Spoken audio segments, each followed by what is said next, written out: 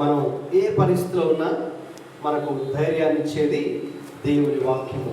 ఏ పరిస్థితిలో మనల్ని ఆదరించేది దేవుని వాక్యం. ఏ పరిస్థితిలో ఉన్నా మనకు ఆలోచన చెప్పేది కూడా దేవుని వాక్యం. కొన్నిసార్లు మనకు తెలియదు ఏం చేయాలి, ఈ పరిస్థితిలో మరి ఎక్కడికి వెళ్ళాలి, ఎవరిని కలవాలి, ఏంటి, నాకున్న సమస్య పరిష్కారం ఎక్కడి నుంచి వస్తుంది. అయితే దేవుడి తన వాక్యం ద్వారా ప్రతిదీ కూడా దేవుడు మనకు అనుగ్రహించే దేవుడే ఉన్నారు. హల్లెలూయా, దేవుని స్తోత్రం. గత వారంలో ఒక విధంగా చెప్పాలంటే మరి మేము కూడా ఈ నెలాఖరికి ఇల్లు ఖాళీ చేయాలి, లేదంటే వచ్చే నెల మొదటి వారంలో కల్లా మ్యాక్సిమం అలా చేయాల్సి ఉంటుంది. మరి ఈ పరిస్థితిలో మరి ఒక విధంగా చెప్పాలంటే ఇది సెట్ అవ్వలేదు. అయితే ఈ ఇదిలో ఉన్నప్పుడు దేవుడు చాలా విషయాలు మాట్లాడుతూ వచ్చారు ఇందుకోసం చూస్తున్నప్పుడు. కానీ అయితే దేవుడు ఒక విషయాన్ని మరి మొన్న గురువారం దేవుడు నాతో మాట్లాడడం జరిగింది. అదే విషయాన్ని ఇక్కడ మరి చర్చిలో కూడా వాక్యంగా దేవుడు చెప్పని ప్రేరేపిస్తే ఇది నా నది వాక్యాన్ని కూడా చెప్పడం జరుగుతుంది. అదేంటంటే ఇప్పుడు మనం అనుకుంటాం, అయ్యో మన టైం అయిపోతుంది, ఇంకా ఏది అవ్వట్లేదు, ఇంకా ఏది దొరకట్లేదు, అయ్యో ఎలాగా ఇంకా వారం రోజులు ఉంది, 10 రోజులు ఉంది, ఎలాగా ఏ విషయమైనా కావచ్చు, అది ఇంటి విషయమే కావచ్చు, లేకపోతే మీకు ఏదైనా ఒక ఫైనాన్షియల్ కమిట్మెంట్, ఒక మరి డబ్బులు పలాని డేట్ను మీరు కట్టాలి, లేకపోతే ఆ ఈఎంఐ లేకపోతే ఇంకోటి మీకున్న ఫైనాన్షియల్ కమిట్మెంట్ పలానా తారీఖు అలా సెటిల్ చేయాలి, అమౌంట్ని సెటిల్ చేయాలి. అయ్యో ఇంకా లేదే, ఇంకా వారం రోజులే ఉంది, ఇంకా 3 రోజులే ఉంది, మరి దేవుడు ఎలాగా సహాయం చేస్తాడు అని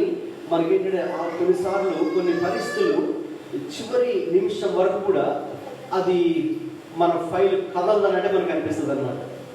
మన పరిస్థితి అలాగే ఉన్నట్టే, ఎక్కడ వేసిన గోంగలు ఎక్కడ అన్నట్టుగా ఉంది నా పరిస్థితి అన్నట్టుగా మనకు కనిపిస్తుంది. కానీ దేవుడు చెప్పిన మాట ఏంటంటే, నేను చివరి నిమిషంలోనైనా నీకోసం నేను అద్భుతాన్ని చేస్తాను. హల్లెలూయా. లాస్ట్ మినిట్లో అయినా దేవుడు మీకోసం అద్భుతాన్ని చేస్తాను. నిన్నటి రోజున ఒక ఆయన కాకినాడ దగ్గర పాస్టర్ గారు వాళ్ళ అబ్బాయిని బైబిల్ కాలేజ్ పంపించాలని అయిన తర్వాత మరి అంటే వేరే వాళ్ళు ఏదో వేరే ఒక ప్లేస్ అడ్వైజ్ చేశారు. నేను దాని గురించి ఎంక్వైరీ చేసిన తర్వాత అది అంతగా అడ్వైజబుల్ కాదని నేను విన్నాను. అయితే ఇంకా నేను అంటే కానీ వాళ్ళు అక్కడ టికెట్ బుక్ చేసేసుకున్నారు, అక్కడికి వెళ్ళిపోదామని. అక్కడ ఇంకా అంటే వాళ్ళు కూడా సరిగ్గా తెలియదు, ఎవరో చెప్పారని అక్కడికి కేరళకి అటు వెళ్ళిపోదామని అలా అనుకున్నారు. ఇంకా తర్వాత నిన్న నేను ఫోన్ చేసి ఆయనతో మాట్లాడినప్పుడు నాకెందుకు అక్కడికి వెళ్ళడానికి సమాధానం అనిపించలేదు. వాళ్ళ అబ్బాయి అక్కడికి వెళ్ళడానికి సమాధానం అనిపించలేదు. అంటే నాకు ఆ స్థలం గురించి ఏం తెలియకపోయినా మరి ఎందుకోనండి సమాధానంగా లేదు అని నేను తర్వాత నాకు తెలిసిన ఇంకా ఇద్దరిని కలుపుకున్నప్పుడు వాళ్ళు కూడా అలాగే చెప్పారు, అక్కడికి వద్దండి అని చెప్పారు అన్నమాట. తర్వాత నేను ఆ విషయాన్ని ఆ మాస్టర్ గారు చెప్పాను. ఆయనేమో మాస్టర్ ఏమో మరి మాస్టర్ గారు టికెట్స్ బుక్ చేసేసుకున్నాం, ఎందుకంటే రేపు పొద్దున వెళ్ళిపోతారు, ఇంకా ట్రైన్కి వెళ్ళిపోతారు అని అన్నారు. అయితే నేను ఎప్పుడైతే ఆయనతో మాట్లాడానో ఆయనతో దేవుడు మాట్లాడారు. దేవుడితో మాట్లాడి ఆయన చాలా విషయంలో బాధపడుతూ మరి తప్పకుండా మరి ఈ ద్వారా దేవుడు ఇంకొకటి ఏదో మార్గాన్ని లేకపోతే వేరే ప్లేస్ని దేవుడు మరి తప్పకుండా మా కుమారుడు దేవుడు తెలుస్తాడనే నిరీక్షణతో ఆయన కూడా మరి నన్ను అడిగినప్పుడు మరి నేను యాక్చువల్గా ఒక విధంగా చెప్పాలంటే ఒక కాలేజ్ అంటే నేను చదువుకున్నటువంటి బైబిల్ కాలేజ్ కర్ణాటకలో. సో దానికి మరి నేను చెప్పినప్పుడు మామూలుగా అయితే ఈ లాస్ట్ మినిట్లో తీసుకోరు, ఎందుకంటే ఆల్రెడీ ముందే ప్రాసెస్ అంతా జరిగి ఉండాలి, అడ్మిషన్ ప్రాసెస్ కానీ అప్లికేషన్ ప్రాసెస్ కానీ అవన్నీ జరిగి ఉంటారు. దాన్ని కూడా చాలా సిస్టమేటిక్ అవన్నీ కూడా చేస్తారు. అప్పటికప్పుడు మనం అలాగే ఒత్తిడి వెళ్ళిపోతే తీసుకోరు. అయితే మరి నేను మరి ఆ కాలేజ్ ప్రిన్సిపాల్ గారితో మాట్లాడినప్పుడు ఆయన వెంటనే యాక్టివిటీస్ పంపించండి, మరి మేమన్నీ కూడా చూసుకుంటాం అని ఆయన కూడా కేరళ ఫస్ట్ టైం నేను మాట్లాడుతున్నాను ఆయనతో కూడా, అంటే వేరే కొత్త ప్రిన్సిపాల్కి వచ్చారంట. మరి మాట్లాడినప్పుడు ఆయన చాలా పాజిటివ్గా మరి రెస్పాండ్ అయ్యి పంపించండి అన్నీ మేము చూసుకుంటాం. ఎప్పుడైతే నేను ఈ విషయాలు మాట్లాడుతున్నప్పుడు వీళ్ళు కేరళ ప్రయాణం ఆల్రెడీ జర్నీ స్టార్ట్ చేశారు. వీళ్ళు ఫస్ట్ వాళ్ళు ఉన్న ప్లేస్ నుంచి గుంటూరుకి వెళ్ళాలి, గుంటూరులో సాయంకాలం 5:30కి వాళ్ళు ట్రైన్కి వెళ్ళాలి. అయితే వాళ్ళు కేరళకి బుక్ చేసుకున్న టికెట్స్ వెళ్ళాలి, కానీ అవి కన్ఫర్మ్ అవ్వలేదన్నమాట. వాళ్ళు కూడా ప్రభావం నిశ్చితం అయితేనే నడిపించండి, లేదంటే అక్కడికి వద్దు అని వాళ్ళు ప్రార్థన చేస్తున్నారు. ఈలోపు నేను ఇక్కడ వీళ్ళతో మాట్లాడినప్పుడు సో నిజంగా వాళ్ళు చాలా సంతోషంగా మరి దేవుడు ఇలా నడిపించాడని వారు ఇప్పుడు ఏంటంటే అక్కడ నేను అడ్వైజ్ చేసినటువంటి ఆ ప్లేస్ వాళ్ళు వెళ్ళడం జరిగింది. ఈ మార్నింగే వాళ్ళు అక్కడ అరైవ్ అయ్యి ఉంటారు అన్నమాట కర్ణాటక. హల్లెలూయా. అంటే దేవుడు చూడండి చివరి నిమిషంలో కూడా దేవుడు ఏం చేయగలండి? మన కొరకు అద్భుతాన్ని దేవుడు మన కొరకు చేస్తాడు. హల్లెలూయా. మీరు నమ్ముతున్నారా? అంటే మనకు అయ్యో టైం ఎంత అయిపోయింది, అయ్యో ఇంకా మాకు ఏం అవ్వట్లేదు, అయ్యో మాకు ఇంకా ఏమీ జరగట్లేదు అంటే అయ్యో ప్రార్థన చేస్తున్నాం అని మనమే చాలాసార్లు గమనపడిపోతాం, టెన్షన్ పడిపోతాము అని చూసారా. అది నిన్న దేవుడు మన గురువారం ఒక విషయాన్ని మాట్లాడి నిన్నటి రోజున నిజంగా దేవుడు ఎలాగో ఒక వ్యక్తికి సహాయం చేయగలడు, ఒక వ్యక్తిని నడిపించగలడు, ఒక వ్యక్తిని ఆదుకోగలడు. కష్టంలో వారు దేవుడు ఏ రీతిగా చివరి నిమిషంలో కూడా దేవుడు ఆదుకోగలడో అది ఒక మంచి అనుభవాన్ని దేవుడు అనుగ్రహించడం జరిగింది. హల్లెలూయా. దాన్ని బట్టి వాళ్ళతో మరి వాళ్ళ తల్లిదండ్రులు ఎంతో సంతోషంగా ఉన్నారు. కాబట్టి ఆ విషయంలో అది మాకైనా మీకైనా ఎవరికైనా మనందరి విషయంలో కూడా దేవుడు ఏంటంటే ఆఖరి నిమిషంలో కూడా మనం కనుక ఆయన వైపే చూస్తున్నట్లయితే, ఆయన మీదే ఆధారపడుతూ మనం ముందుకు వెళ్తుంటే దేవుడు తప్పకుండా మనకు ఒక అద్భుతాన్ని దేవుడు చేస్తాడు. హల్లెలూయా. ఆ విషయంలో దేవుడు వెంటనే దేవుడు చాలా విషయాలు దేవుడు వాక్యంలో దేవుడు నాకు చూపించాడు. మరి మీకు లేక మీ కుటుంబానికి లేక ఎవరికైనా సంఘానికి వస్తున్న ప్రతి ఒక్కరి జీవితంలో కూడా నేను చివరి నిమిషంలో కూడా ఆఖరి క్షణంలో కూడా నేను వారి కోసం గొప్ప కార్యాలు అద్భుతాన్ని నేను చేయగలను. నేను చివరి నిమిషంలో కూడా అద్భుతము చేయడానికి ఆ శక్తి సామర్థ్యాలు నాకున్నాయి, మీరు నన్ను నమ్మాలి అంతే అని దేవుడు చెప్పాడంటే. హల్లెలూయా. దేవుడు ఇస్తుంది. ఇప్పుడు దేవుడు ఆ మాటను దేవుడు నాతో మాట్లాడాడు. ఒక విధంగా చెప్పాలంటే నేను కూడా ఒక విధంగా చెప్పాలంటే ఆ మాటను బట్టి బలపరచడం జరిగింది. కాబట్టి ఉదయకాలన అదే అంశం మీద మరి మనం ధ్యానం చేద్దాం. అంటే దేవుడు ఆఖరి నిమిషంలో కూడా చివరి నిమిషంలో కూడా ఆయన విశ్వాసం ఉంచిన వారిని దేవుడు చేయి విడిచిపెట్టకుండా దేవుడు ఎలా సహాయం చేస్తాడో మీకు దాని గురించి దేవుడి వాక్యంలో నుంచి మాట్లాడాలని కోరుకుంటున్నాను. గమనించండి, దేవుడే మనం అనుకున్నట్టుగా ఆలస్యం చేసే దేవుడు కాదు. దేవుడు ఏంటంటే ఆలస్యం చేస్తున్నాడేమో మా విషయంలో, మేమేమో కష్టపడుతున్నాం, మేమేమో ఇది చేస్తున్నాం, మాకేది ఇంకా ఇది అవ్వట్లేదు, అయితే దేవుడు మరి దేవుడు మమ్మల్ని మర్చిపోయాడేమో, మా ప్రార్థన వినట్లేదేమో, మా విషయంలో దేవుడు ఆలస్యం చేస్తున్నాం అని మనం అనుకుంటాం. కానీ చూడండి దేవునికి వాక్యం ఏం సెలవిస్తుందో. యెహెజ్కేలు గ్రంథము 12వ అధ్యాయము 28వ వాక్యం. పాత నిబంధన యెహెజ్కేలు గ్రంథము చదవండి, తీసిన వారు చదవండి. 12వ అధ్యాయము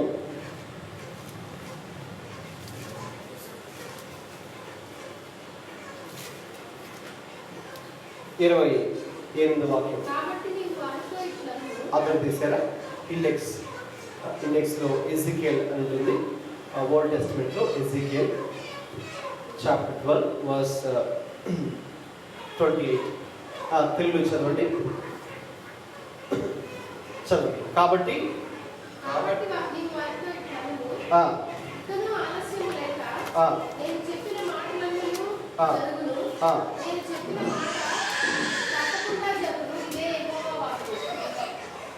ఇంకొకసారి చదవండి. కాబట్టి నీవు వారితో ఇట్లనము, ఇకను ఆలస్యం లేక నేను చెప్పిన మాటలన్నీ జరుగును, నేను చెప్పిన మాట తప్పకుండా జరుగును. ఓకే, ఇది యెహోవా వాక్కు. Chapter verse 28. Complete verse 28. Verse 28.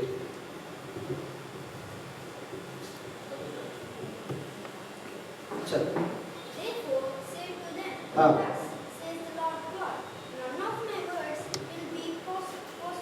Postponed. And no, but the word which I speak will be done, says the Lord God. Yes. గమనించండి, దేవుని యొక్క వాక్యము దేవుడి కార్యాలు ఎప్పుడు కూడా పోస్ట్పోన్ అవ్వదు కదా. చాలా చక్కగా మనందరికి తెలిసిన మాట అక్కడ దేవుడి కార్యాలు ఎప్పుడు కూడా పోస్ట్పోన్ దేవుడు చేయడు. అంటే దేవుడు మన జీవితంలో ఆయన తన కార్యాలు ఆలస్యం చేసి దేవుడు కాదంట. కానీ మనకే కొన్నిసార్లు అనిపిస్తుంటారు కదండి, అయ్యో మా జీవితంలో లేకపోతే మరి కొన్ని విషయాలు ఇంకా ఆలస్యం అవుతున్నాయండి, మరి ఎప్పుడు అవుతుందేమో అని మనందరికీ ఉంటుంది కదండి. కొన్ని త్వరగా అయిపోతే బాగుంటుంది, ఇది త్వరగా సెటిల్ అయిపోతే బాగుంటుంది, మేడ త్వరగా సెటిల్ అయిపోతే బాగుంటుంది, ఆలస్యం అయిపోతుందండి, ఇంకా ఇప్పుడు అని మనకు ఒకటి చెప్పాలంటే మనకి కొంచెం టెన్షన్ అవుతుంటుంది అనమాట. కానీ గమనించండి, దేవునికి మాట ఏంటంటే అది చాలా స్పష్టంగా ఉంది. ఇకను ఆలస్యము లేక నేను చెప్పిన మాటలన్నీ జరుగును, నేను చెప్పిన మాట తప్పకుండా జరుగును. ఇదే యెహోవా వాక్కు, అంటే ఇదే దేవుని వాక్కు. హల్లెలూయా. కాబట్టి ఇది దేవుని మాట, నా మాట కూడా కాదు, దేవుడే సెలవిస్తున్నాడు. ఆయన డైరెక్ట్గా చెప్తున్న మాట ఏంటంటే, నేను ఆలస్యం చేసి దేవుడిని కాదు కదా, నేను చెప్పిన సంగతులన్నీ అలాగే జరుగుతాయి. నేను చెప్పిన మాట తప్పకుండా జరుగును. హల్లెలూయా. రాజకీయ నాయకులు చెప్పిన మాట జరుగుతాయేమో కానీ మన గ్యారెంటీ లేదు కదా. వాళ్ళు ఎన్నో చెప్తారు, వాగ్దానాలు చేస్తారు, చివరికి చేస్తారు, చేయరు కూడా మనకి గ్యారెంటీ ఉండదు. అయితే దేవుడు చెప్తే మాత్రం తప్పకుండా, మామూలుగా జరిగేది కాదు, తప్పకుండా జరుగుతుందండి కదండి. మనం అసలు కుండ బద్దలు కొట్టి మనం చెప్పచ్చు, అవునండి దేవుడు కనుక చెబితే తప్పకుండా చేస్తాడు. ఆయన ఆలస్యం చేసే దేవుడు కాదు, పోస్ట్ పోన్ అని అక్కడ ఇంగ్లీష్ బైబిల్ రాబోతున్నాడు. సో దేవుడు పోస్ట్ పోన్ చేసే దేవుడు కాదు. అంటే మనుషులే మనకి ఏదైనా పనులు ఉన్నాయనుకుంటే వాళ్ళు పోస్ట్ పోన్ చేస్తుంటారు అనమాట. ఎందుకంటే ఇప్పుడు కాదు, తర్వాత చూద్దాంలే అని వాళ్ళు నిర్లక్ష్యం చేస్తుంటారు, ఆలస్యం చేస్తారు, పోస్ట్ పోన్ చేస్తారు, మనల్ని పట్టించుకోరు. అయితే దేవుడు మాత్రం అలా చేసే దేవుడు కాదు. ఆ విషయాన్ని దేవుడు నాకు మొన్న గురువారం ఆ విషయం దేవుడు నాతో మాట్లాడారు. నేను చివరి నిమిషంలో కూడా, అంటే మీరు అనుకోవచ్చు, అయ్యో మా టైం అంతా అయిపోయిందండి, అయ్యో మరంతా ఇదంతా అయిపోయింది, ఇప్పుడు ఎలాగా అని మీరు అనుకోవచ్చు. కానీ చివరి నిమిషంలో మీకు చెప్పారు కదా, ఆ పాస్టర్ గారి అబ్బాయి వాళ్ళ విషయంలో ఎలాగైతే దేవుడు లాస్ట్ మినిట్లో దేవుడు రైట్ ఆ అబ్బాయి అక్కడికి వెళ్ళాలని దేవుడు చిత్తం కాదు, కానీ ఎవరో తెలియక అక్కడికి పంపిస్తున్నారు ఒక చోటికి. కానీ ఇంకా నాకు ఆయన ఫోన్ చేయడం వల్ల సో నేను ఆయనతో మాట్లాడి ఆయన వెంటనే ఆ ప్రిన్సిపాల్గా రెస్పాండ్ అయ్యి వెంటనే అంతా కూడా నిమిషాల్లో జరిగిపోయింది అనమాట. అంటే ఎగ్జాక్ట్లీ లాస్ట్ మినిట్లో జరిగింది. వాళ్ళు చెప్పాలంటే కేరళకి వెళ్ళాల్సిన వాళ్ళు మరి ఆ దేవుడు ఒక విధంగా అక్కడ టికెట్స్ కూడా కన్ఫర్మ్ అవ్వకుండా మరి ఇక్కడ వాళ్ళు కర్ణాటక కాలేజ్కి వెళ్ళడం జరిగింది. అంటే దేవుడు చివరి నిమిషంలో కూడా మన కొరకే దేవుడు కార్యం చేయాలి. ఎందుకంటే వాళ్ళు ప్రార్థన చేస్తున్నారు అక్కడ, ఆ పాస్టర్ గారు అక్కడ ఆ ఊరిలో ప్రార్థన చేస్తున్నారు, దేవుడు వైపు చూస్తున్నారు. ప్రభా మీరే మాకు సహాయం చేయాలి, మాకు ఈ విషయంలో తెలియదు, ప్రభా మేము మీ వైపు చూస్తున్నాం, మీరే మమ్మల్ని నడిపించండి. కాబట్టి ఎవరైతే దేవుని వైపు చూస్తారో గమనించండి, దేవుడు ఏం చేస్తాడో ఈ దినాన దేవుని యొక్క వాక్యం నుంచి మీకు కొన్ని విషయాలు చూపిస్తాను. చూడండి, మొట్టమొదటిగా నిర్గమకాండము 14వ అధ్యాయానికి వద్దాం. నిర్గమకాండము 14వ అధ్యాయం.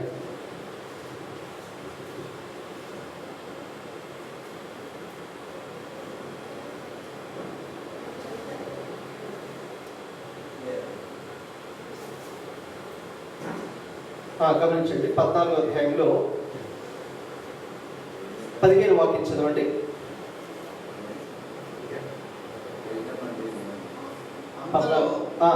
యెహోవా మోషేతో నీ వేళ నాకు మొరపెట్టుచున్నావు, సాగిపోవుడి అని ఇశ్రాయేలీయులతో చెప్పు. నీవు నీ కర్రను ఎత్తి ఆ సముద్రం వైపు నీ చెయ్యి చాపి దాని పాయలుగా చేయుము. అప్పుడు ఇశ్రాయేలీయులు సముద్రము మధ్యన ఆరిన నేల మీద నడిచిపోవచ్చు. చాలా గమనించండి, ఇశ్రాయేలు అంటే దేవుని ప్రజలు, వాళ్ళు ఐగుప్తు దేశంలో ఉన్నారు మొట్టమొదటిగా. అక్కడ ఆ దేశ రాజు వాళ్ళని బానిసలుగా చూస్తున్నాడు. అయితే అలాగ అనేక సంవత్సరాలు, 400 సంవత్సరాల బాధ అక్కడ వారు అనుభవించారు. అయితే ఆ బాధల్లో దేవుడికి వారు మొరపెట్టారంట, అయ్యో ప్రభానికి మేము ఈ బాధలు పడలేకపోతున్నాం తండ్రి, మీరే మాకు సహాయం చేయండి తండ్రి అని దేవుడి వైపు వాళ్ళు చూశారు. చూస్తే అప్పుడు దేవుడు ఏం చేశాడంటే వారిని విడిపించడానికి, వారికి సహాయం చేయడానికి దేవుడు మోషే అనే ఒక నాయకుడిని దేవుడు పంపాడు. పంపించిన తర్వాత ఇంకా ఆ రాజుగారితో మాట్లాడి మొత్తం ఏదో ఒక విధంగా ఫస్ట్ ఆయన ఒప్పుకోలేదు. తర్వాత దేవుడే కార్యం చేస్తాను మనసు మారిస్తే అందరినీ సరే మీరు వెళ్ళండి అని చివరికి వెళ్ళడానికి పర్మిషన్ ఇచ్చాడు. పర్మిషన్ ఇస్తే అందరూ హ్యాపీగా చక్కగా అందరి సామాన్లు అన్ని సర్దుకొని వాళ్ళు ఏం చేస్తారంటే తమ ప్రయాణాన్ని ఆ దేవుడు చూపించే ఆ వాగ్దాన దేశానికి వారు బయలుదేరారు అనమాట. ఎప్పుడైతే అలా బయలుదేరారో లేదో మళ్ళీ సడన్గా వెనక్కి తిరిగి చూస్తే ఫరో సైన్యం వస్తున్నారు అనమాట. ఆయన అంటే అతనికి పంపడానికి ఇష్టం లేదు, పంపించడానికి ఇష్టం లేదు. ఫస్ట్ ఎలా నేను చెప్పినా కూడా అయ్యో వీళ్ళు వెళ్తే మరి ఎలాగా, మా పని ఇక్కడ ఎలాగా, ఇక్కడ మాకు బానిసలుగా ఎవరు ఉంటారు, ఇక్కడ మా పనులు ఎవరు చూసుకుంటారు, మాకు మరి పని మనుషులు ఇక్కడ లేరు కదా అని ఆయన ఏం చేశాడంటే మళ్ళీ వారిని తరుముకుంటూ వస్తున్నారు. రథాల మీద వీళ్ళని ఏదో ఒక రీతిగా మళ్ళీ తిరిగి రప్పించాలి. ఒకరు ఎవరైనా ఒప్పుకోలేదనుకో వాళ్ళని కొట్టాలి, లేక వాళ్ళని చంపాలి, బెదిరించి ఏదో ఒక రీతిగా మళ్ళీ తిరిగి రప్పించాలని చాలా ఒక దురుద్దేశంతో అతను తన సైన్యాన్ని వేసుకుని రథాన్ని పరిగెత్తుకుంటూ వస్తున్నాడు అనమాట. అయితే ఇశ్రాయేలు ప్రయాణం వెళ్తున్నారు. వెళ్తే చివరికి వాళ్ళకి ఎదురుగా ఏమొచ్చిందండి? సముద్రం, ఎర్ర సముద్రం, రెడ్ సీ వాళ్ళకి ఎదురుగా వచ్చిందనమాట. వస్తే మరి చెప్పండి వెళ్ళగలరా? మనం వెళ్తున్నాము, సముద్రం వచ్చింది, మీరు ఒక రెస్టారెంట్ బీచ్ దాకా వెళ్ళారు, మీరు ముందుకు వెళ్ళగలరా? చెప్పండి, సముద్రం దాటుకుని వెళ్ళగలరా? వెళ్ళలేదు కదా. అయితే ఎగ్జాక్ట్లీ వాళ్ళ పరిస్థితి అక్కడ ఉండిపోయారు, వాళ్ళు ఆగిపోయారు. ఎక్కడ చూసినా సముద్రమే, ముందుకు వెళ్ళడానికి అవకాశం లేదు. వెనక్కి చూస్తే వెనక ఎవరు ఉన్నారండి? మనకు సామెత ఉంది కదా, ముందు నుయ్యి వెనక గుయ్యి. ఎగ్జాక్ట్లీ అదే వీళ్ళ పరిస్థితి అనమాట. ముందు చూస్తే అది పెద్ద నుయ్యి, ఎర్ర సముద్రం. వెనక చూస్తే ఈ ఫరో సైన్యము తరుముతున్నారన్నమాట. అంటే వాళ్ళు ఎటెళ్ళని కూడా ప్రమాదమే, ఎటెళ్ళడానికి కూడా ఇప్పుడు దిక్కు తోచిన పరిస్థితి. అంటే వాళ్ళు అనుకోవచ్చు, కొంతమంది అప్పటికే చాలా మంది భయపడ్డారు. చూడండి, ఇదే అధ్యాయంలో ఒక మాట చదవండి, 9వ వాక్యం చదవండి. ఐగుప్తీయులు అనగా ఫరో రథము గుర్రములన్నీ అతని గుర్రపురౌతులు అతని గంధము వారిని తరిమి బయల్సెఫోను ఎదుటనున్న పీహరి హీరోతునకు సమీపమైన సముద్రం దగ్గర వారు దిగి ఉండగా వారు కలిసిపోయినది. ఫరో సమీపించుచుండగా, చూసారా, ఫరో సమీపించుచుండగా ఇశ్రాయేలీయులు కన్నులెత్తి ఐగుప్తీయులు తమ వెనుకకు వచ్చుట చూచి, కన్నులెత్తి ఐగుప్తీయులు తమ వెనుక వచ్చుట చూచి మిక్కిలి భయపడి, చాలండి, మిక్కిలి భయపడి, ఎక్సోడస్ అని పేరు, ఎక్సోడస్, మిక్కిలి భయపడ్డారు. చూసారా, అంటే ఎప్పుడైతే వారు అలా ఒక్కసారి కన్నులు చూచారో ఫరో సైన్యము వెనుకుందనమాట. చూడగల మిక్కిలి భయపడిపోయారు. ఇంకా అతను సమీపంగా వస్తున్నాడు. ఇంకా లాస్ట్ మినిట్లో అంటే కొన్ని నిమిషాల్లో ఇంకా అతను వీళ్ళని చేరుకుంటాడు. ఇక వీళ్ళు ముందుకు వెళ్ళలేని పరిస్థితి. అక్కడ వీళ్ళందరూ కూడా చెప్పాలంటే అక్కడ స్టక్ అయిపోయి ఉన్నారు. ముందుకు వెళ్ళలేని పరిస్థితి, వెనక్కి రాలేని పరిస్థితి. అయితే ఆ పరిస్థితిలో నేను చెప్పాను కదా, దేవుడు మన కొరకై లేక ఆయన ఎవరైతే విశ్వాసం ఉంచుతారో చివరి నిమిషంలో కూడా దేవుడు మన కోసం అద్భుతాన్ని దేవుడు చేస్తాడు. హల్లెలూయా. ఇక దేవుడు వాళ్ళని సముద్రంలో ఏమి ముంచి, హల్లెలూయా. అయితే ఏం జరిగిందో చూద్దాం. ఎప్పుడైతే మరి ఇంకా మోషే ఇంకా దేవుడు వైపు చూశాడో అక్కడ దేవుడు చెప్పాడు కదా, ఇంకా మీరు ఆరిన నేల మీద నడుస్తారు మోషే, మీరు ఇంకా సాగిపోండి, మీరు మీకోసం నేను ఒక ఈ అద్భుతం చేస్తున్నాను. ఏంటి అద్భుతం అంటే సముద్రాన్ని రెండుగా దేవుడు చీల్చాడు. చాలా అద్భుతం. అప్పుడు సముద్రం రెండుగా చీలిన తర్వాత మామూలుగా అయితే మనకి వర్షం వచ్చిన తర్వాత మామూలుగా నేల ఎలా ఉంటుందండి? ఎలా ఉంటుంది? బురదగా ఉంటుంది. నడవడానికి మనకి వీలుగా ఉంటుందా? వీలుగా ఉండదు అనమాట. అయితే దేవుడు చేసే కార్యం ఎలా ఉంటుందంటే అప్పుడు దాకా మరి నీళ్ళలో ఉన్నటువంటి అది ఒక్కసారిగా మామూలుగా బురదగా ఉండాలి కింద, కానీ దేవుడు ఏమన్నాడు అక్కడ, నేను వారిని ఆరిన నేల మీద, మీరు చదివారుగా మొదట్లో వాక్యము, ఆరిన నేల మీద నేను వారిని నడిపిస్తాను. కాబట్టి మోషే మీరు ముందుకు సాగిపోండి, నేను మీకు తోడుగా ఉన్నాను. ఇదిగోండి 16వ వాక్యంలో ఉంటుంది, అప్పుడు ఇశ్రాయేలు సముద్రం మధ్యను ఆరిన నేల మీద నడిచిపోదురు అని దేవుడు చెప్పాడు. హల్లెలూయా. చూసారా, అంటే దేవుడు చివరి నిమిషంలో కూడా వీళ్ళు అనుకున్నారు, అయ్యో ఇక మా పరిస్థితి ఏంటి, ముందు నుయ్యి వెనక పోయి, ఎలాగ, ఎందుకు దేవుడు ఇలా చేశాడు, ఎందుకు ఇక్కడ తీసుకొచ్చాడు, అక్కడ ఉంచుతూ పోలా. వీళ్ళలో కొంతమంది టెన్షన్ మొదలైపోయింది అనమాట. వీళ్ళలో బాగా బీపీ పెరిగిపోయి సడన్గా అయ్యో మోషే ఏంటి ఇలాగ, ఎందుకు మనకి తీసుకొచ్చావు, అక్కడ ఉంచుతూ పోలా, అక్కడే బాగుండేది కదా, ఎంత బాధను అక్కడే పడేవారు. ఇప్పుడు చూడు ఏమైనా పరిస్థితి, ఇక ఇక్కడ దాకా తీసుకొచ్చావు, ముందు చూస్తే సముద్రానికి చూస్తేనేమో ఈ ఫరో సైన్యం ఏంటి అని చాలా మంది అక్కడ సరగడము స్టార్ట్ అయిందంట. చాలా మంది సరుగుతున్నారు, గొరుగుతున్నారు. ఏంటి పరిస్థితి లాగా దేవుని ఒక విధంగా దేవుడికి విశ్వాసం పెట్టలేకపోతున్నారు చాలా మంది, ఎందుకు పరిస్థితుల వైపు చూసి. అయితే ఆ పరిస్థితుల్లో మోషే దేవుడు వైపు చూశాడు. హల్లెలూయా. మోషే ప్రభావం ఏం చేయాలి, వీళ్ళందరూ కూడా చూడండి కంప్లైంట్ ఇస్తున్నారు, వీళ్ళంతా సరుగుతున్నారు, గొరుగుతున్నారు, ప్రభా మా ముందు ఈ పరిస్థితి, అయ్యా మరి ఏంటి. ఇక కొన్ని నిమిషాల్లో ఆల్రెడీ ఇదిగో మాకు కనిపిస్తున్నాడు ఫరో, అక్కడ ఆయన సైన్యం కనిపిస్తున్నారు. ఎందుకంటే చూసారా, ఆ ఫరో సమీపించే కొద్ది వీళ్ళకి ఇంకా భయము పెరిగిపోయిందంట. అంటే ఆ క్షణంలో కూడా దేవుడు ఏం చేశారు చూసారా, చివరి నిమిషంలో దేవుడు వాళ్ళ కోసం సముద్రాన్ని రెండుగా దేవుడు చేశాడు. హల్లెలూయా. అంటే సహజంగా జరగదు, కానీ దేవుడు మన కోసం అసహజమైన కార్యాలు కూడా దేవుడు మన కోసం చేయగలడు. హల్లెలూయా. సూపర్ న్యాచురల్ గా లేని కార్యాలు కూడా దేవుడు మన కోసం, సూపర్ న్యాచురల్ గా దేవుడు మన కోసం దేవుడు చేస్తాడంటే. హల్లెలూయా. దేవుడికి స్తోత్రం. కాబట్టి ఎప్పుడైతే ఇంకా దేవుడు చెప్పినట్టుగా ఆ మోషే ఇంకా అక్కడ సాగిపోమని చెప్పినప్పుడు వాళ్ళందరూ ప్రయాణం స్టార్ట్ చేశారో వెంటనే ఒక్కసారిగా సముద్రము రెండుగా చీలిపోయిందంట. రెండుగా చీలిపోయి అక్కడ ఆరిన నేల, బురదగా తడిగా ఉన్న నేల కూడా కాదనమాట. ఆయన నేల మీద అందరూ చాలా ఈజీగా నడిచిపోయారు. అయితే దేవుడు చేసిన ఇంకొక అద్భుతం ఏంటంటే, వీళ్ళు అనుకున్నారు, అయ్యో మేము మా ముందు సముద్రం ఉంది కాబట్టి మేము మునిగిపోతాం మేము అనుకున్నారు. కానీ దేవుడు వాళ్ళు మునిగిపోయేటట్టు దేవుడు వారిని చేయలేదు. వారు చాలా క్షేమంగా దాటి వెళ్ళిపోయిన తర్వాత అప్పుడు దేవుడు మళ్ళీ ఏం చేశారు, సముద్రాన్ని ఒకటిగా చేశారు. ఒకటిగా చేసిన వెంటనే వీళ్ళు ఎంటర్ అయిపోయారు. ఎవరు ఎంటర్ అయిపోయారు? ఫరో, ఆ రాజు సైన్యం. అంటే వాళ్ళు కూడా అనుకున్నారు, సరే మనం కూడా వెళ్ళిపోవచ్చు అనుకున్నారు. కానీ ఎప్పుడైతే వాళ్ళు ఎంటర్ అయిపోయారు, ఏమైంది మరి సముద్రం మళ్ళీ మూసిపోయింది, ఒకటిగా అయింది అనమాట. అప్పుడు వీళ్ళందరూ వాళ్ళు అందులో పడి వాళ్ళు మునిగిపోయి వాళ్ళు చనిపోయారు అనమాట. ఎవరైతే వారిని ఇబ్బంది పెట్టాలని, హాని చేయాలని, చంపాలని, బానిసలుగా ఉంచుకోవాలని ప్రయత్నం చేశారో దేవుని ప్రజల్ని, వాళ్ళు మునిగిపోయి చనిపోయారు. కానీ వీళ్ళు మాత్రం చాలా క్షేమంగా బయటకు వచ్చి, అందరు బయటకు రాగానే వాళ్ళు చేసిన పని ఏంటో తెలుసా? వారికి అందరు కూడా ఇంకా చప్పట్లు కొడుతూ వాళ్ళ గొప్ప పాటలు వాళ్ళు పాడారు. అది నెక్స్ట్ అధ్యాయం మనకు కనిపిస్తున్నాం 15వ అధ్యాయంలో. అయితే దేవుడు చాలా అద్భుతంగా దేవుడు వారిని రక్షించారు. కాబట్టి దేవుడు ఆ సన్నివేశాన్ని దేవుడు నాకు జ్ఞాపకం చేసినప్పుడు, అవును కదా, మనం నమ్ముకున్న దేవుడు ఎవరంటే, మనకు చివరి నిమిషంలో అయ్యో నేను పడిపోతున్నానేమో,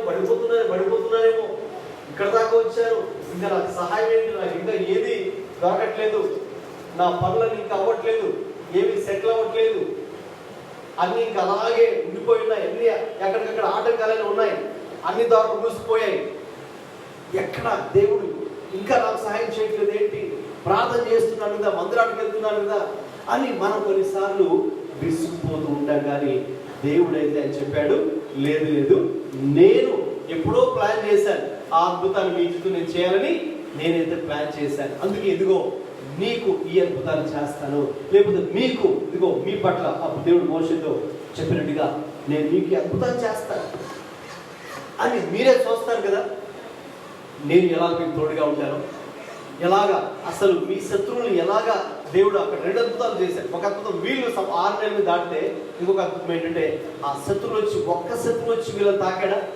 చెప్పండి. వాళ్ళు ఏమైనా ఈటలు బాణాలు ఏమైనా వీళ్ళపై విసిరారా? లేకపోతే ఎవరైనా హాని చేశారా? ఎవరైనా పట్టుకుని తిరిగి లాక్కెళ్ళిపోయారా? లేదు.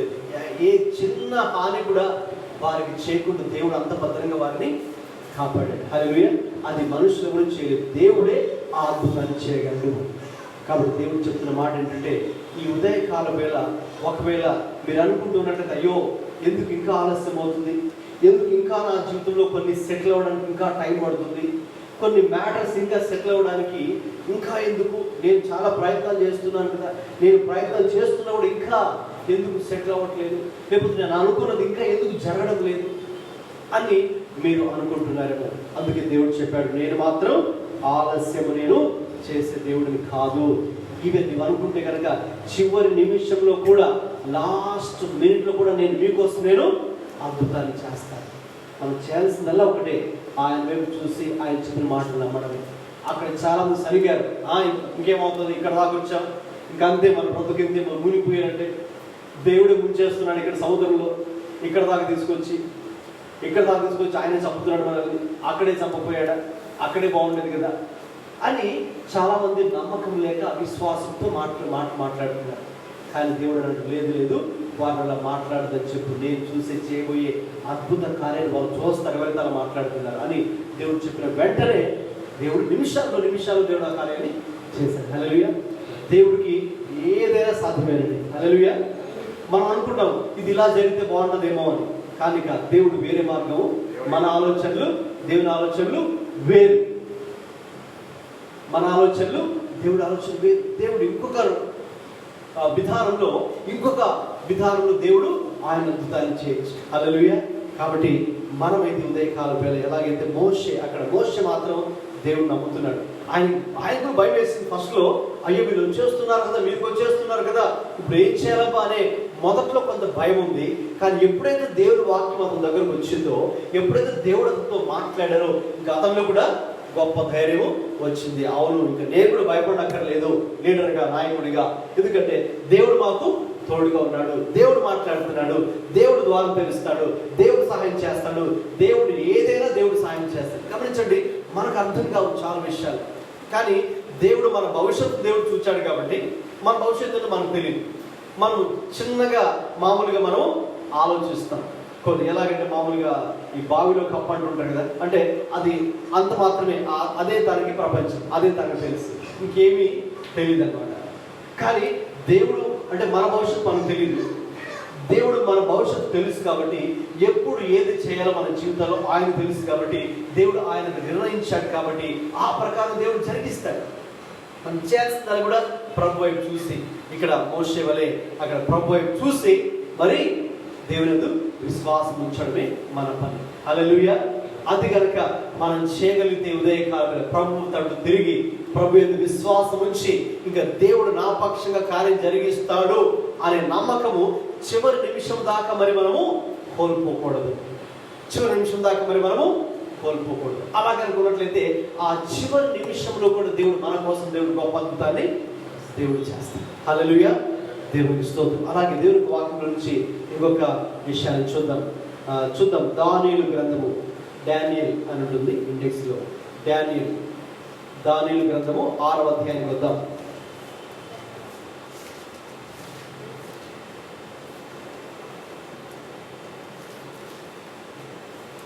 దానియేలు గ్రంథము 6వ అధ్యాయం గమనించండి. ఇక్కడ ఒక రాజు మనకు కనిపిస్తున్నాడు. ఈ 6వ అధ్యాయంలో దర్యావేషు అనే ఒక రాజు కనిపిస్తున్నాడు.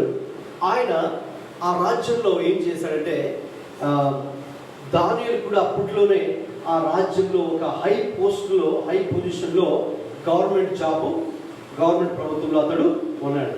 అయితే కొంతమంది ఎవరైతే అతనంటే పడదో వాళ్ళు ఏం చేశారంటే, ఎందుకు ఈ దానియేలు హై పొజిషన్లో ఉండాలి, ఎందుకు ఇతనే బాగుపడాలి, ఎందుకు ఎప్పుడు రాజు ఇతనికి ఫేవర్గా ఉంటాడు, ఇతను ఏదో ఒక రీతిగా మరి కుట్ర పన్ని అతని మీద అసూయతో అతను ఏదో ఒక రీతిగా అతనికున్న ఉద్యోగాన్ని తీసేయాలని, లేకపోతే అతని పాడైపోవాలని కోరుకుని ఏం చేశారంటే చాలా కుట్ర పన్ని రాజు దగ్గరికి వచ్చి, రాజా ఈ వచ్చే 30 రోజుల్లో ఇంక ఎవరు ఈ రాజులు వాళ్ళందరూ కూడా అందరూ ఇక మీరే దేవుడు అని భావించి మీకే ప్రార్థన చేయాలి, ఇంక వేరే ఈ రాజుల్లో ఎవరు వేరే ఇతర దేవుళ్ళకి ప్రార్థన చేయడానికి వీలు లేదు అని ఒక ఆజ్ఞ జారీ చేయండి, ఒక జీవో మీరు జారీ చేయండి, మీరు సైన్ చేయండి. ఆ జీవోని అంతటిగా మనం అనౌన్స్ చేద్దాం, ప్రకటించి అందరూ మీకు ఎవరైతే మీకు ప్రార్థన చేస్తున్నారో పర్లేదు వాళ్ళు విడిచిపెడతాం. ఒకవేళ ఎవరైనా మీకు కాకుండా వేరే దేవుళ్ళకి ఎవరైనా వాళ్ళు మొక్కడం కానీ ప్రార్థన చేయడం కానీ చేస్తే కనబడి తప్ప వాళ్ళని తీసుకొచ్చి మనం వాళ్ళకి కఠినంగా శిక్షిద్దాం. ఆ కఠిన శిక్ష కూడా ఎలా ఉండాలంటే ఒక సింహాల గుహలోకి వాళ్ళని పడేద్దాం. అది కఠిన శిక్ష. అంటే మీ మాట ఎవరైతే వినరో వాడికి అది తగిన శాస్తి అని రాజుని మరి కుట్ర పన్ని వీళ్ళు రాజుని మెప్పించి ఒప్పించేశారు. జీవోని పాస్ చేయించుకున్నారు, బిల్లుని పాస్ చేయించుకున్నారు. ఇంకా దాన్ని అనౌన్స్ చేయించారు. చాలా రాజ్యం అందరూ కూడా ప్రకటన చాటుకు దండోర వేయించారు. ఇంకా ఎవరు కూడా రాజు ఆగని కాబట్టి అందరూ కూడా పాటించాల్సిందే. అయితే అక్కడ దానియేలు అంటే నిజమైనటువంటి జీవమైన దేవుణ్ణి మరి ఆరాధిస్తున్నటువంటి ఆయన కూడా ఆ అనౌన్స్మెంట్ విన్నాడు, ఆయన కూడా ఆ ప్రకటన విన్నాడు.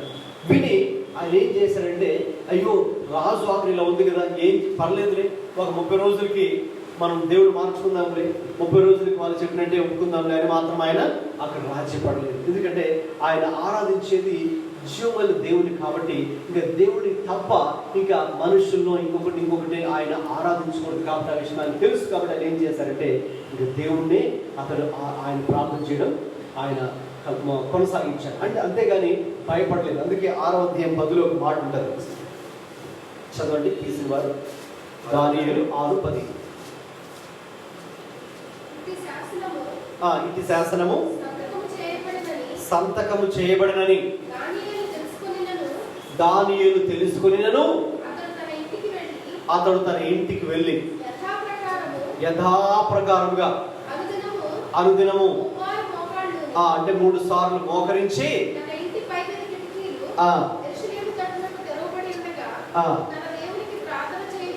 ఆయన ప్రార్థన చేశాడు. హల్లెలూయా.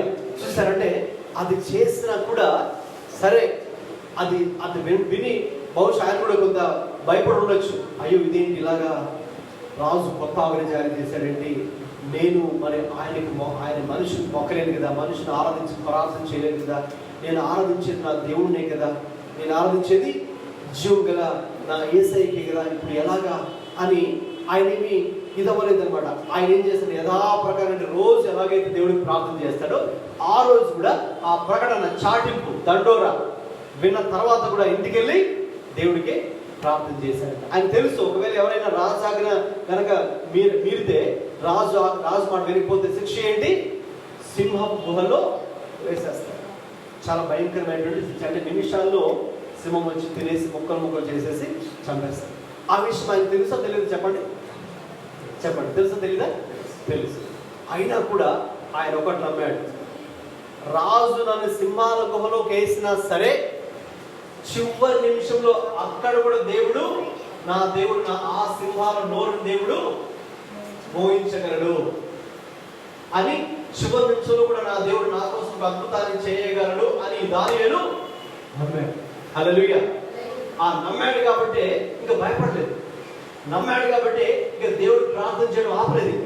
దేవుడు ప్రార్థన చేయడం ఆపి, సర్లే మీరు అన్నారు కదా కాబట్టి సర్లే రాజా 30 రోజులు మిమ్మల్ని దేవుడిగా కొలుస్తారులే, ఏమైనా తర్వాత మా దేవుడు మార్చుకుంటారులే అని భయపడిపోయి రాజీ పడలేదు. తన భక్తిలో, తన విశ్వాసంలో అతను కూడా భక్తి విశ్వాసం ఏంటంటే, ఇప్పుడు నేను కొలిచే దేవుడు జీవమైన దేవుడు కాబట్టి, నేను పూజించే దేవుడు, నేను మొక్కే ఈ దేవుడు, నేను ఆరాధించే దేవుడు జీవం కలిగిన దేవుడు కాబట్టి, శక్తి కలిగిన దేవుడు కాబట్టి, ఆ దేవుడు నాకు చివరి నిమిషంలో కూడా దేవుడు నాకు సహాయం చేయగలడు అని నిశ్చింతగా ఉన్నాడు. ఎలా ఉన్నాడండి?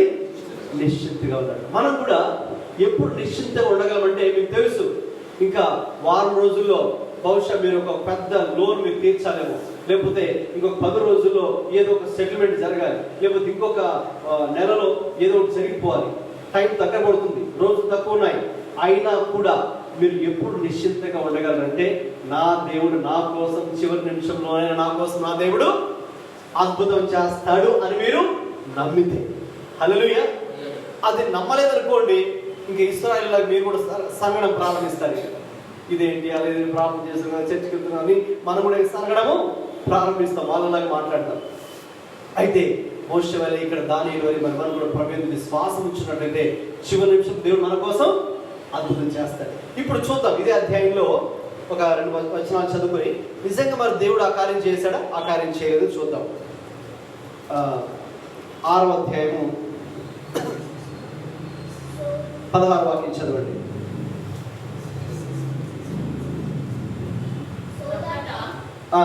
రాజు ఆజ్ఞ ఇయ్యగా కొండరోజులు దానియేలును పట్టుకొని పోయి సింహాల గుహలో పడద్రోసిరి. చాలు చూసారా?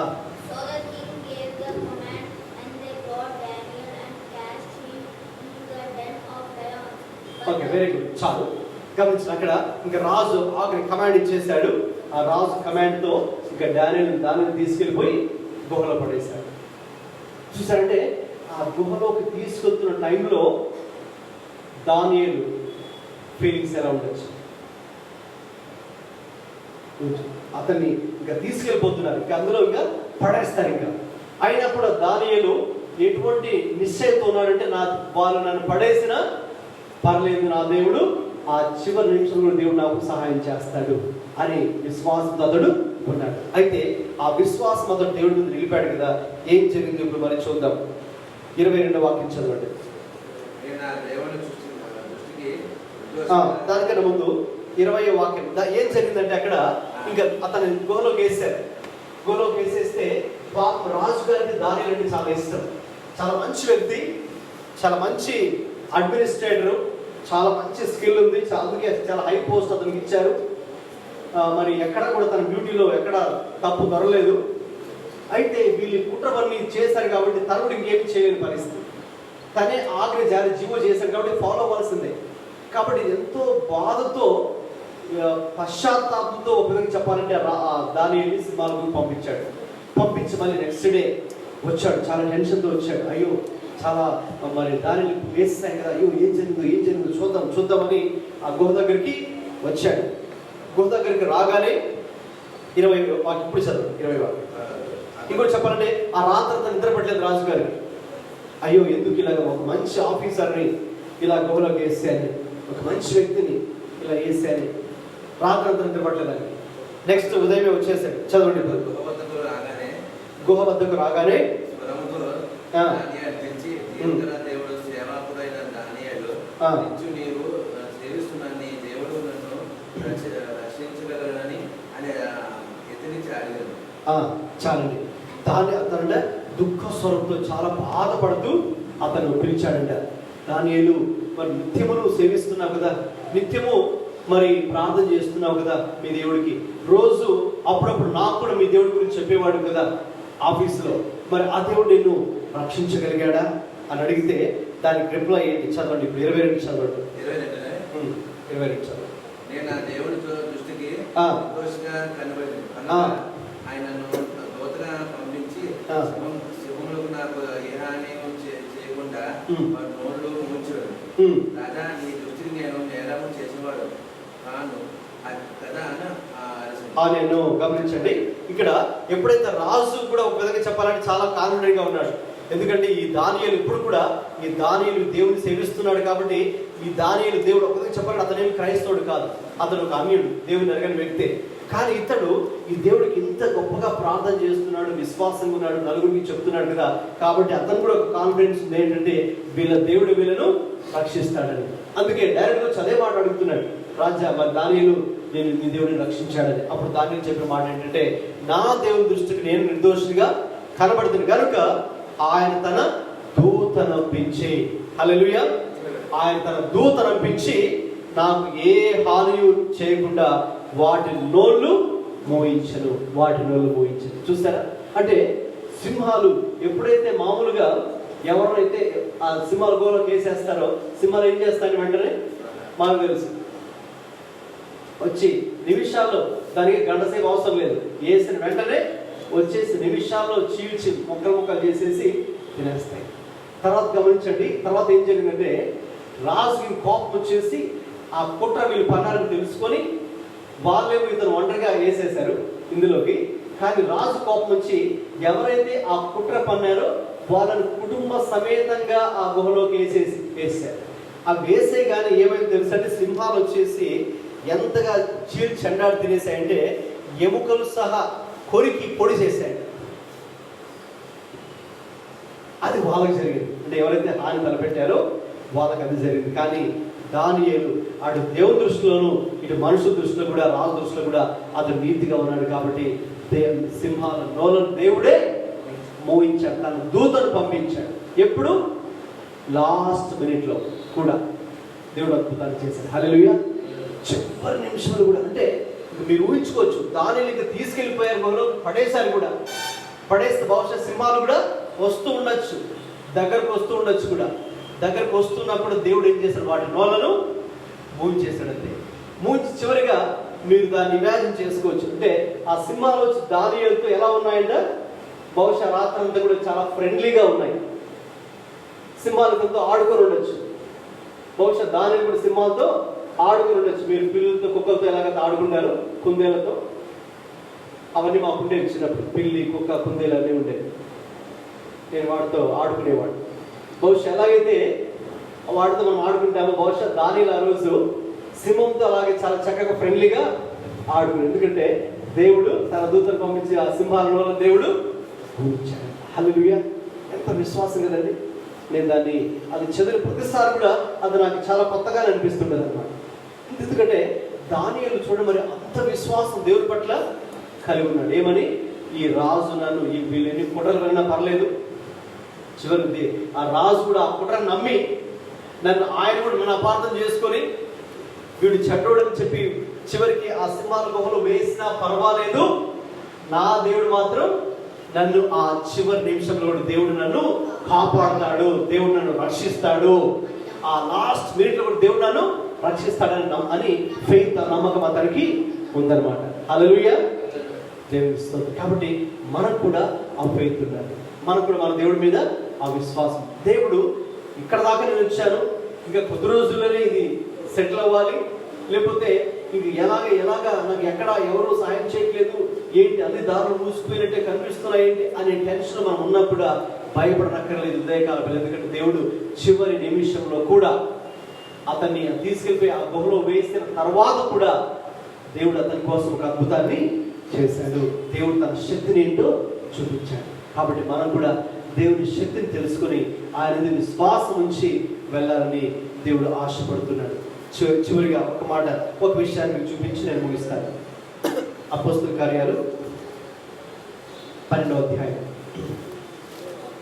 ఈ విషయాన్ని నేను మన శుక్రవారం ఉపవాస ప్రార్థన రోజు ఈ విషయాన్ని చెప్పాను. ఇక్కడ ఈరోజు అదే విషయాన్ని వేరే యాంగిల్లో చూద్దాం. అపోస్తలుల కార్యాలు 12వ అధ్యాయం చూద్దాం. ఇక్కడ ఏం జరుగుతుందంటే, ఎప్పుడైతే యేసు ప్రభువు యొక్క శిలువ మరణము, ఆరోహణము, ఆయన పరలోకానికి వెళ్ళడం జరిగిందో, ఇక అక్కడ యూదులు ఉన్నారు. ఈ యేసు ప్రభు శిష్యులు అంటే పడదు, యేసు ప్రభు శిష్యులు అంటే పడదు. కాబట్టి వీళ్ళని ఏదో ఒక రీతిగా చంపించాలి, వీళ్ళని జైల్లో పెట్టాలి. చంపించి జైల్లో పెట్టి ఇంకా ఎవరిని కూడా విశ్వాసులుగా లేక క్రైస్తవులుగా మారకుండా ఉంటారు భయపడే అని చెప్పి ఆ రోజుల్లో వీళ్ళంటే పడని ఒక హేరోదు రాజు ఉన్నాడు. అతను ఏం చేశాడంటే యేసు శిష్యుడిని, యాకోబు అనే ఒక శిష్యుడిని చంపించాడు. చంపిస్తే అందరు భయపడతారు, ఇంక భయపడుతుంది అందరిలో, ఇంకెవరు ఈ దేవుడిని నమ్ముకోవాలని అనుకున్నాడు. తర్వాత పేతురుని కూడా తీసుకెళ్ళి జైలు పెట్టించాడు. జైలు పెట్టించి నెక్స్ట్ డే పండగ ఉంది కాబట్టి ఆ పండగ అయిపోయిన తర్వాత మళ్ళీ పెద్దలకు తీసుకొచ్చి వాళ్ళు ఏం చెప్తారో ఆ ప్రకారంగా చేయిద్దాం, వాళ్ళ ఒకవేళ చంపబట్టి పేతురు కూడా చంపిద్దామనే ప్లాను ఇతను వేసుకున్నాడు. ఆ పండగ ఉంది, ఆ రోజు రాత్రి అంతా టెన్షన్. పేతురేమో జైల్లో ఉన్నాడు. అతన్ని కాపలా 16 మంది చుట్టూ సోల్జర్స్ అతని ముందు ఉన్నారన్నమాట. ఎక్కడ తప్పించుకోవడానికి అవకాశం లేదు.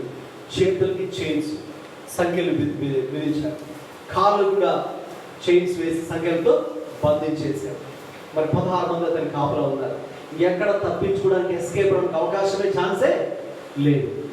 ఇంకా ఆ రోజు రాత్రి గడిస్తే నెక్స్ట్ డే ఇంకా ఆ రాజు ఇతని పేరుని పెద్దల ముందు పిలిపించి ఆ యూదా మత పెద్దలు ఏం డిసైడ్ చేస్తే అంతే.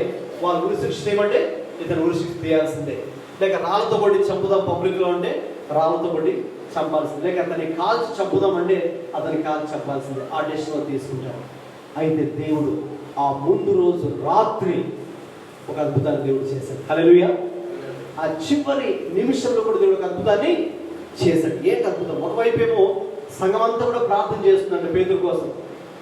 ప్రభు ఆ పేతురుని విడుదల చేయండి, ఏదో ఒక రీతిగా పేతురికి సహాయం చేయండి తండ్రి అని వాళ్ళంతా సంఘం అంతా కూడా ప్రార్థన చేస్తున్నారు. అయితే ఆ చివరి నిమిషంలో దేవుడు ఎలా సహాయం చేశాడో మీకు చూపిస్తాను. చదవండి. అపోస్తలుల కార్యాలు 12వ అధ్యాయము 6వ వాక్యం చదవండి. యాక్ట్స్ 12:6.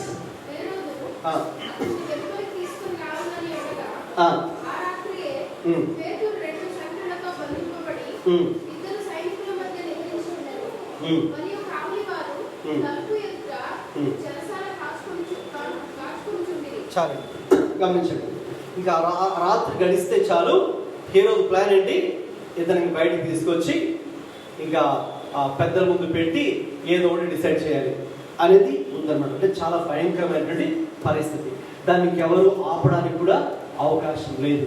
శిష్యులకు అక్కడికి వెళ్ళి ఏది మాట్లాడడానికి, అతని తరఫున పేతురు తరఫున మాట్లాడడానికి కూడా అక్కడ అవకాశమే లేదనమాట. అంటే ఎవరు సహాయం చేసే అవకాశమే లేదు. అన్ని దారులు మూసుకుపోయాయి, అన్ని తలుపులు మూసుకుపోయాయి. ఇంకా చివరి నిమిషంలో కొన్ని గంటలే టైం ఉంది. ఇంకా కొన్ని గంటలే టైం ఉంది. అయితే చూడండి దేవుడు ఏం చేశాడు ఆ టైంలో. 6వ వాక్యం చదివారు, 7వ వాక్యం చదవండి. ఇదిగో సడన్ గా ఏదో జరిగింది. సడన్ గా దేవుడు ఏదో చేశాడు. ఏం జరిగింది చదవండి. ప్రభు దూత అతని దగ్గర నిలిచెను. అతడు గదిలో నుండి వెలుగు ప్రకాశించింది. నెక్స్ట్ దూత వచ్చి అతను తట్టి త్వరగా టైం అయిపోయింది, త్వరగా అతన్ని లేపగా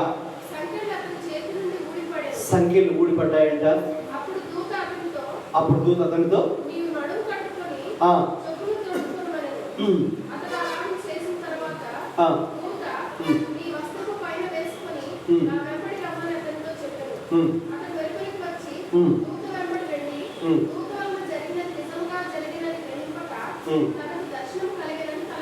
మొదటి కావాలని రెండవ కావాలని దాటి పట్టణముకు పోవు ఇనుప గమ్మి యొద్దకు వచ్చినప్పుడు దానంతట అదే వారిని తెలుసుకోలేదు.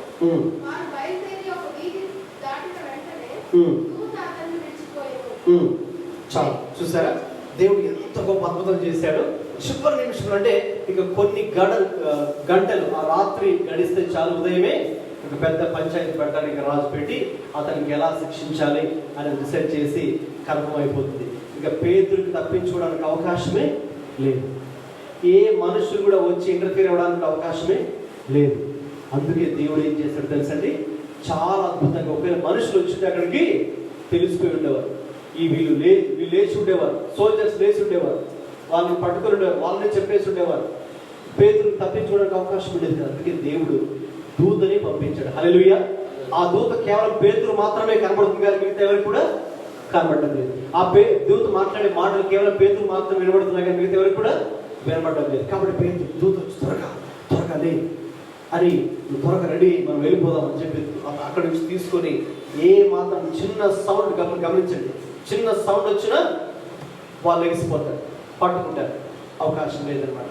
అందుకే ఏ శబ్దం లేకుండా తలుపులు కూడా దానంతకవే తెలుసుకునేలా దేవుడే చేసి అక్కడ మొదటి కాపరి, రెండవ కావాలంటే ఇంకా చాలా సెక్యూరిటీ ఉంటారన్నమాట.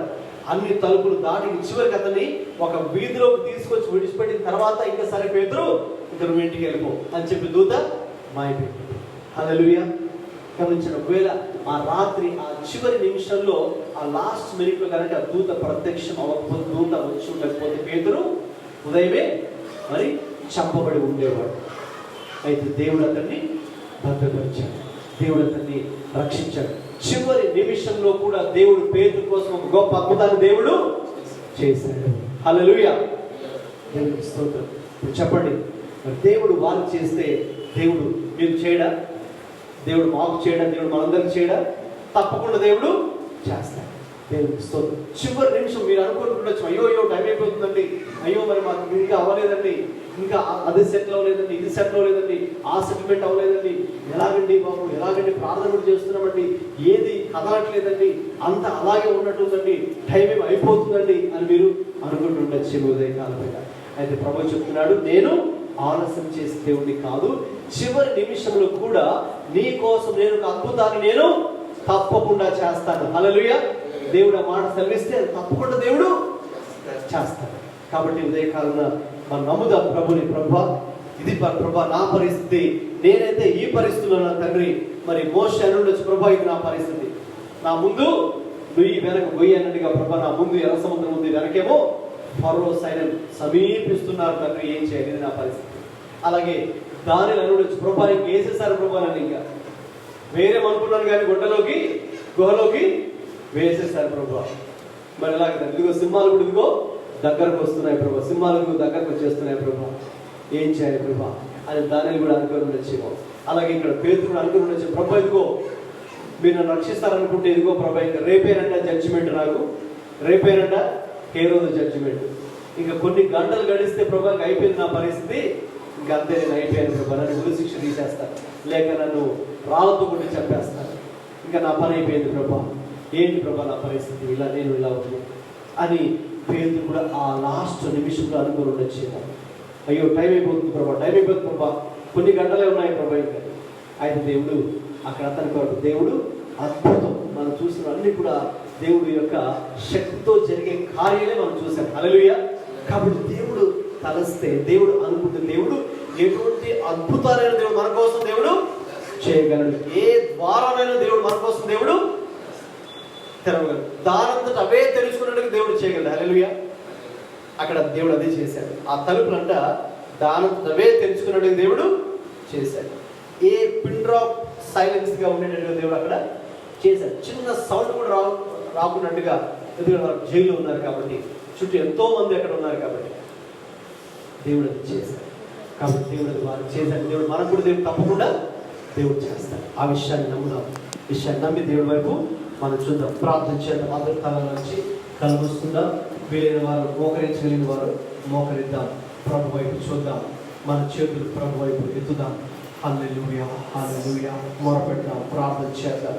దేవుని సన్నిధిలో మనకున్న బాధలన్నీ కూడా మనకున్న కష్టాలన్నీ కూడా ఆయనకి చెప్పుకుందాం ఇప్పుడు. హల్లెలూయా, హల్లెలూయా. మోషే, అవును ప్రభువా, ఇంతని నా పరిస్థితినైనా ముందు నేను చూస్తేనేమో ఎర్ర సముద్రం ప్రభువా, వెనక్కి చూస్తేనేమో తండ్రి ఫరో సైతం అనుకుంటూ వస్తున్నాను ఆయన.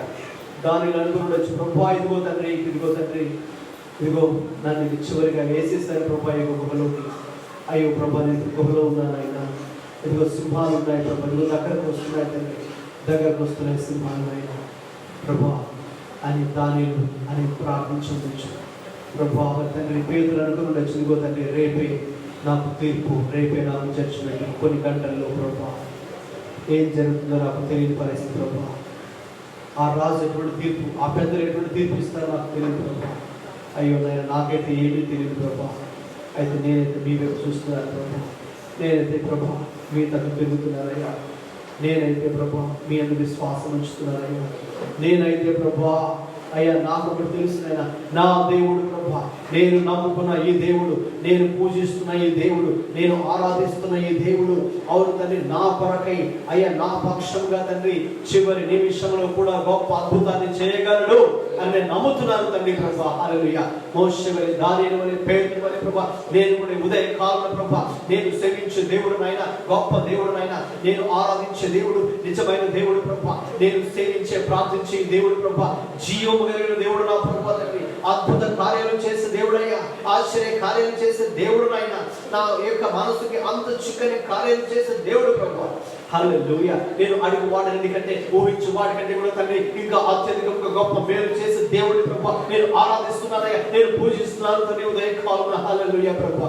అవునయ్యా, నేను విశ్వసిస్తున్నాను ప్రభా, నేను నమ్ముచున్నాను ప్రభా తండ్రి. అయ్యా నాకు సహాయం చేసే దేవుడు మీరని ప్రభా. చివరి నిమిషంలో కూడా నా వరకు ఒక గొప్ప గొప్ప అద్భుతాన్ని మీరు చేయగలని నమ్ముతున్నాను నా తండ్రి. హల్లెలూయా, హల్లెలూయా. ప్రార్థించదా ప్రభు, ఇది తండ్రి నా పరిస్థితి అయినా, ఇదయ్యా నా సమస్య. ఓహో ఇది ప్రభా, ఈ సమస్యలో నేనున్నాను ప్రభా, ఈ పరిస్థితుల్లో నేనున్నాను నాయన తండ్రి. అయ్యా ముందు చూస్తేది, వెనక చూస్తేది ప్రభా, ఎక్కడికి వెళ్ళాలో తెలియని పరిస్థితి నాయన తండ్రి. అయ్యా అంత దూరాలని కూసిపోయిన పరిస్థితి ప్రభా. హల్లెలూయా తండ్రి, ఎవరు సహాయం చేయలేని పరిస్థితి నాయన. అయ్యా ఈ పరిస్థితిలో కేవలం మీరు ఒక్కరు మాత్రమే ప్రభా జోక్యం చేసుకోలేని దేవుడు నాయన. ఈ పరిస్థితిలో ప్రభా, నేను ఉన్న ఈ పరిస్థితిలో ప్రభా మీరు మాత్రమే నాకు సహాయం చేయగలిగిన దేవుడు నా తండ్రి. హల్లెలూయా. మీరు ఒక్కరే ప్రభా నాకు ఈ పరిస్థితిలో నాయన తండ్రి సహాయం చేయడానికి తండ్రి శక్తి సామర్థ్యం కలిగిన దేవుడు నాయన. హల్లెలూయా, హల్లెలూయా, హల్లెలూయా. ప్రార్థించేద్దాం, అలాగే ప్రార్థించేద్దాం. ఎవరైనా ఒకరు ప్రేరేపించబడిన వారు మరి ప్రార్థన చేయండి. హల్లెలూయా. గట్టిగా ఒకరు ఎవరైనా ప్రార్థన చేయండి, ఎవరైనా పర్వాలేదు ప్రార్థించండి. దేవుడు మీతో మాట్లాడిన మాటను బట్టి ప్రార్థించండి. హల్లెలూయా. అందరూ కలిసి ఎక్కిపోతారు.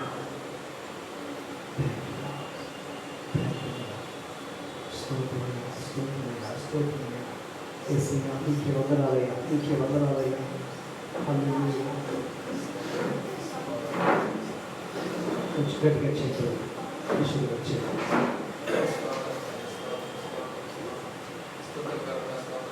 హల్లెలూయా, హల్లెలూయా.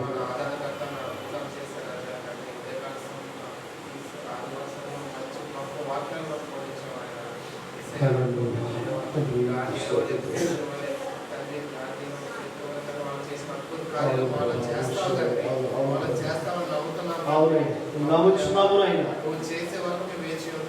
అవును తండ్రి, అవును ప్రభు. ఓ మీరు చేయగలిగిన దేవుడు. ఓ మీ కొరకు కనిపెట్టుకుని ఉంటా, మీ వైపు చూస్తాం, మీ అంత విశ్వాసం ఇస్తాం. హల్లెలూయా నాయనా, మీకే ఆధారపడతాం. హల్లెలూయా.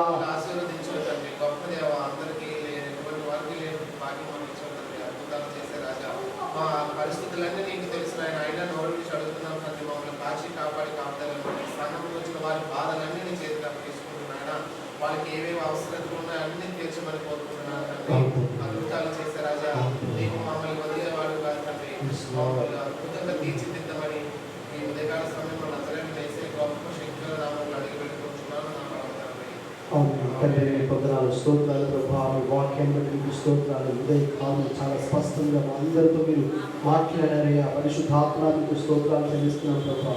అయ్యా మరి తండ్రి, మీరు అయ్యా మరి మాట్లాడిన మాటకు ప్రభా అయ్యా మీరు విధేయత చూపించడానికి సహాయం దయచి, మీ మాటను మేము విశ్వసించడానికి, నమ్మటం, ఆ ప్రకారంగా చేయడానికి, ఆ ప్రకారంగా జీవించడానికి, దీన్ని పాటించడానికి మీరు మాకు సహాయం దయచేయండి ప్రభా. హల్లెలూయా తండ్రి. అవునయ్యా, మీరు విశ్వాసం ఇచ్చినటువంటి బిడ్డల జీవితాలలో ప్రభా మీరు ఎప్పుడైనా చివరి నిమిషంలోనైనా సరే ప్రభా వారి కొరకే గొప్ప అద్భుతం చేసినైనా వారిని ఆదుకునే దేవుడిగా ఉండాలి. ఈ దినాన్ని మీరు మాట్లాడారు, దాన్ని మీరు కొందరు స్తోత్రాలు చెల్లించుకుంటూ సమస్త మహిమగత ప్రభావం మీకే ఆరోపించుకుంటూ యేసుక్రీస్తు వారి పరిశుద్ధ నామములో ప్రార్థన చేస్తున్నాం తండ్రి. ఆమేన్. ఆమేన్.